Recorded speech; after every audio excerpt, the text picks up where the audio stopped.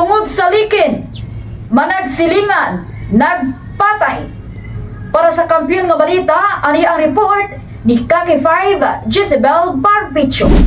Patay ang usa ka lalaki human gidunggab sa iyang silingan sa sitio Bomba, Barangay Bagawines, Valle Hermoso, Negros Oriental, alas 6:45 sa gabi, Pebrero 6. Ang namatay gilang nga si Roberto Esguerra, samtang ang suspect gilang sa kapulisan niya si Sunny Boy Misa Bibiloni, 58 anyos, pulos residente sa naisgutang lugar. Migawa sa pasiyo ng investigasyon sa kapulisan, giingon niya usa ka person with disability kon PWD ang suspect, samtang naa kini sulod sa iyang gipuy-an niya balay, galikit og dahon sa lumboy, gihong kalit lang misulod ang biktima og nanguha sa iyang gigama nga likin. Tungod sa gihimo sa biktima, nasuko matud pa ang suspect nga miresulta sa panaglalis og paglayugay tali sa duha. Atol sa layugay, gialigar gipaak sa biktima ang dalunggan sa suspect.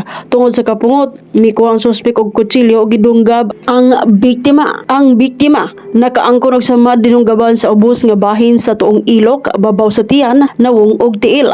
Samtang ang suspect natastas ang tuong nga dalunggan niini. Ang duha gidala og tambalanan human nakaangkon ang mga samad sa lawas, apan si Esguerra gideklarang dead on arrival sa attending physician. Sa gihimo nga pakisusi sa K5 News team, ang matod ni Herman Placer bayaw sa suspect. Masay sa sir unsay tabo diri nga diri man sa imong balay nagpatay tong duha. Ako anak, ma'am. Dito ko sa kuan at sa tindahan ng madam ba. Pero ako kabalo sa ilang kuan dire. Kung pakay ba sila dire. Kaya dito rin po sa tindahan. Nya. Pagkuan na dito kong Bagawines. Nya dito po na si atong tindahan ko gapon ko. Nya ko kabalo po nga nasya dire. Kisa may na dire katong namatay. Nya are man dire. Ya katong lumpo na ko dire. Diri ra man na siya kay wa man nagalaat. Nya, wa mo kabalo nga pag abot na ko dito di ka po crossing. Wa ko kabalog diri siya. Kada pungko ram to pagikan na mo. Dito ko crossing. Nya pag abot na ko, di ka ko crossing. Dito ko sa tindahan rikta.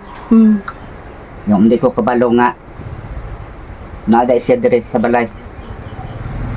Nga ning puli ko, tiniabot naman. Kung sa oras ka pagpuli nimo. Na di na alas 7 naman na ito. City. Nga karon kay ning puli ko dire tagbuan man ako kung bayaw dito patubang. Anak kong tagbuan mo. Dadala man siya kutsilyo. Anak man yung kutsilyo nako. Yung si anak ko no. Rice ba? Stroke bitaw. Karon ba niko patay nimo kung kanding.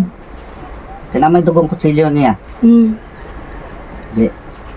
Anak mo siya wala. Si anak ko no, saksak ko no. No ko kabalo ko di nga kanang namatay ron na ada dire. Dinindagan ko. Nya, kuan ama patay naman di ay. Nya. Nindagan ko tawag ko tabang dito sa mga silingan ako. Wala mo kadungog og kanang kinuanay sa duha? Wala man kaning lakaw po may. Dito sa kuan, kauban ako tong pag-umangkon po nako. Samtang sa paig ni Janet nga mao ang nagsugo kang Herman Placer nga mopalit og feeds og patad sa swertres. Kuya Herman, ma'am, mga alas 6 pasado, siguro na ug ako masayo. Ako na silang gisugo og papalit og feeds sa ako ang baboy. Hapit lang po sila pa sa patad og swertres. Then balik sila, murag matitiuran siguro kay ni ulan man. Nya pa to pagbalik na sa amo ang tindahan nga gamay, ingon siya nga iya ko nang ihatod ang iyang pinalit nga feed sa among balay. Ingon ko ayaw lang kuya kay ako ray pakuwas kong anak lalaki. Pauli na lang, mao to siya sige. Balistik man. Antod nga ako paging gisundan og lantaw ma'am, nakit-an pa nako na iyang nagtalikod siya ari galakaw ari may tindahan sa among silingan pod. Antod nga uli na lang po ko sa amo ang balay kay magpasaw lagi ko sa ako ang baboy. Mao na to wala pa ko kahuman og mix sa ako ang pasaw kay kung ipasaw sa ako ang baboy naninggit na maringangay tabang nga mao kuno ning nahitabo diri nga nang murag away si Berting og si Sani. Nga isang tabang kay nag-away ni abot lagway buhi pa ba to si Berting kay dunggaban ko no may ingon ni sani nga nasugatan niya rin ubos dala ko chilyo. Ganun ingon diri kay amo hindi ilang taw kung sa katinuod. Magduha-duha pa gani mig ani kay naula gid ni. Naunsang na nag-away man noon diri nga sa atong time po ng gudlan ulan tapos ningaw ang kuan ba niya wala bitaw tao maglakaw-lakaw wala gid boy nakadungog ato nila wala nakabuyag ba. Sa pikas bahin giadto sa K5 News Team ang haya sa biktima sa ilang balay ug sa habig sa pamilya niini pinaagi ni Conrada pasigna-signa igsuon sa namatay. Kini siya mo, wala na ba di ko kalibutan ay ugning lakat ni siya. Kay adto man ni siya agi dito sa pikas gudi man siya makaagi dismo ning do kay pang to din ha. Ato siya dito agi ako kalibutan. Ugning ato pa siya sa bomba atong bodega kay ulan baya to. Ya, diha wala ko kalibutan po kung say panghitabo niya dito ma'am kay anang alas 5 hangtod alas 6:30 wala may kalibutan o kag wala may bana ang maabot mo diri ma'am kanang bodega dili man ginghapon nga pakos diyan may ilang sound pagkating guda kusog ang ulan wala pa pagit ilang sound pagkakusog anong hindi ingon ato to nila kakusog sa ilang sound nya pagka alas 7:30 na porte na kong kapuya sa baga di man ta ko dayon dali matulog ko na alas 9:30 alas 10 kay maglikin ko pero kato ning anak ko sa kumpares do puway ko ra magpamoy-puyan ko maayo porte man kapuya matulog sa ako di nakatulog jud ko karon kay kini ako ang usang bay nagsige mo kuan sa cellphone wala man siya katulog pero ako lang karon kay na kuan man ko na ipot man ko pag naanay nagserbato sa unang naay namipit pa sa motor sa atbang nga nagtawag sa ako nga di ana man si dayon ni akong bay na lagi pa si Berting lagi pa namatay lagi kanay nasa post nakita mo to Nintendo ko dayon mga wala ko nga kabalog asa kuan nangurog ko sa kahadlok di na ko katikang ba dito kini niya gitabang po ko anin niya kay pasudlon jud ko niya kay anak naman ko kinsa may nagpatay si Sani inko kinsa nga Sani abi na kog Sani pod akong dito ato karon kay man si Berting ipatay sa anin budiga mara na di kay man patuong ko ni ko dili ko kalabang kay dako ang baha ugma na lang ko ikalan dito kay naa man kadiha mo tagad ko niya dito niya. Pero ma'am, kaya naabot ko ng bana, gikan siguro nga, nakahibalo. Ning-ari man gid siya sa akuan, ning labang man atong babaw, tanak ko niya nga, asa dapit ang tubig, insa hapit maabot sa paa. Mato ning ato may dayon dito, sa munisipyo. Ya, pangutanan ako ang natungdan sa balay, nangambot raman sila, kay sila rin jud lagi kung duha aning paghitabo atong kimpang. Di, ako siyang gaingnan nga, Siyaro naman nga, permintim tayo si Berting sa inyo, ha, pila nakatuig, nga nganong karon pa man mahitabo, nga wala na maabot ng kimpang, di man tayo na mahitabo si Berting yun, ana. So, wala di ko kabalo, ana nang, kay nagtagay mami ato niya, pag humana mong tagay, ning pauli ko, mauna nakita ko na si Berting, nga gilimigas.